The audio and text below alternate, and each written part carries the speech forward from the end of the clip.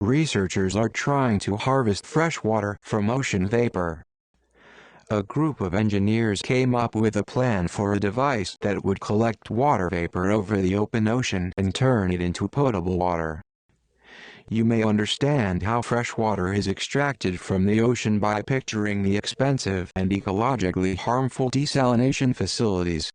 Experts believe that collecting the water vapor that naturally happens over the ocean surface would be a more straightforward strategy. To provide fresh water to dry towns, scientists have created a device that would collect water vapor from the ocean's surface. They also examine 14 water-stressed areas where the speculative technology may be put to use in the future. Two of the sites are the Pacific Ocean off the coast of Los Angeles and the Atlantic Ocean off the coast of Lisbon, Portugal.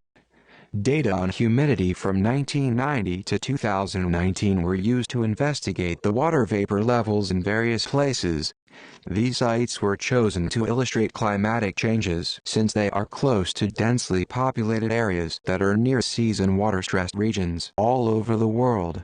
The subtropical regions of both the northern and southern hemispheres are home to the greatest dry and semi-arid zones. There is a proposal to convey water vapor to land by collecting it from the ocean's surface. According to the study, the envisioned offshore buildings would be positioned several kilometers offshore to optimize their capacity to capture water vapor. They would be 330 feet, 100 meters tall and 690 feet wide. Fresh water would condense as a result of the structure's ability to capture water vapor, pipe it back to the surface, and do so. They advise determining where the water will be made accessible by controlled condensation before arranging the moisture's evaporation path.